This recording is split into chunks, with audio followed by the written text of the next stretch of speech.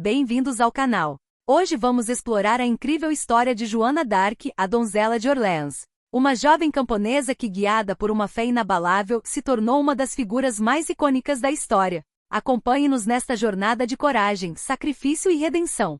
Primeiros anos e visões. Joana d'Arc nasceu em 6 de janeiro de 1412, na aldeia de Domremy, no nordeste da França. Filha de camponeses, Joana cresceu em um país devastado pela Guerra dos 100 Anos, um conflito interminável entre França e Inglaterra.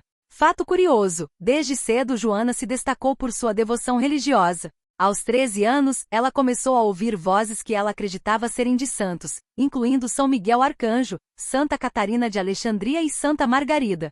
Essas vozes a instruíram a tomar medidas audaciosas, expulsar os ingleses da França e garantir a coroação de Carlos VII como rei legítimo. Apesar de ser uma jovem camponesa, Joana não hesitou em seguir seu chamado. Com apenas 16 anos, ela deixou sua casa para buscar o apoio do Delfim Carlos, o herdeiro ao trono francês.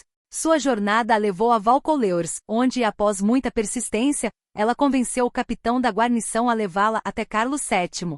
A jornada para o reconhecimento. Joana chegou à corte de Carlos VII em Chinon, onde foi submetida a um exame rigoroso para provar a legitimidade de suas visões.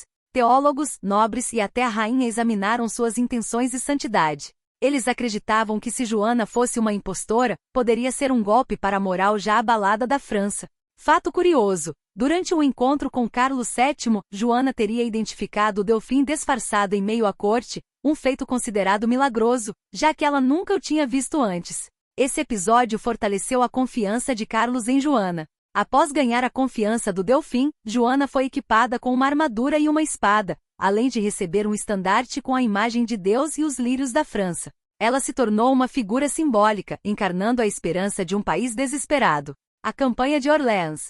Orleans, uma cidade-chave na guerra, estava cercada pelos ingleses. Em abril de 1429, Joana liderou um exército para socorrer a cidade. Apesar de ser jovem e sem experiência militar, sua fé inabalável e liderança carismática inspiraram os soldados franceses. Fato curioso, durante os combates, Joana foi ferida por uma flecha no ombro, mas após se recuperar, voltou à batalha. Sua coragem e resiliência fortaleceram o moral das tropas.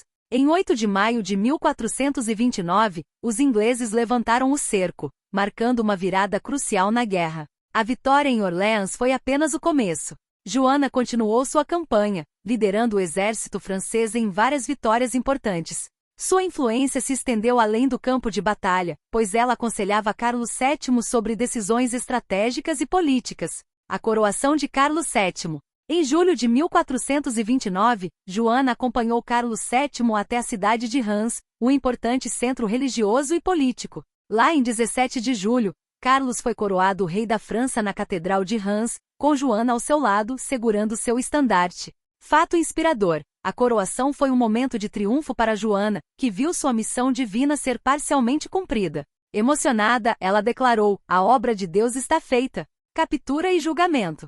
Apesar de suas vitórias, a situação política da França continuava tensa. Em maio de 1430, Joana foi capturada durante uma emboscada em Compiègne pelos borgonheses, aliados dos ingleses. A captura de Joana foi um duro golpe para o moral francês. Fato curioso, Joana foi vendida aos ingleses pelos borgonheses, um gesto que refletia as complexas alianças políticas da época. Os ingleses viram em Joana uma ameaça à sua legitimidade e decidiram julgá-la por heresia. O julgamento de Joana foi conduzido pela Inquisição em Rouen. As acusações incluíam heresia, feitiçaria e vestir roupas masculinas. O julgamento foi uma farsa desde o início, com o objetivo de desmoralizar Joana e enfraquecer o recém-coroado Carlos VII. O tribunal era composto majoritariamente por clérigos franceses alinhados com os ingleses. Joana não teve direito à defesa e foi submetida a intensa pressão psicológica. Apesar disso, ela manteve sua compostura e fé, respondendo com inteligência e convicção às acusações. Fato curioso, um dos momentos mais emblemáticos do julgamento foi quando Joana foi questionada sobre seu uso de roupas masculinas. Ela explicou que era uma questão de proteção e conveniência durante as batalhas e para evitar assédio enquanto estava em cativeiro. Após meses de interrogatórios e sem um advogado para defendê-la, Joana foi declarada culpada de heresia e sentenciada à morte. Morte e legado.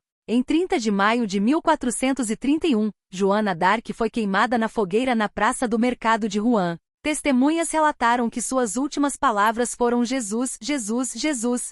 Ela tinha apenas 19 anos. Fato curioso, mesmo após sua morte, Joana continuou a inspirar. 25 anos depois, uma investigação conduzida pelo Papa Calixto III reabilitou Joana, declarando-a inocente das acusações. Em 1920, ela foi canonizada como santa pela Igreja Católica, se tornando uma das padroeiras da França. Joana d'Arc é lembrada não apenas como uma mártir, mas como um símbolo de coragem e fé. Sua história transcende o tempo e continua a inspirar aqueles que lutam por justiça e liberdade.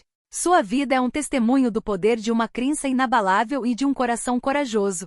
Conclusão: Joana d'Arc nos deixou uma lição de determinação e fé. Sua história é uma prova de que mesmo diante das adversidades mais insuperáveis, é possível fazer a diferença. Se você gostou deste vídeo, não se esqueça de curtir, se inscrever no canal e compartilhar com seus amigos. Deixe nos comentários o que mais te inspirou na história de Joana d'Arc. Até a próxima!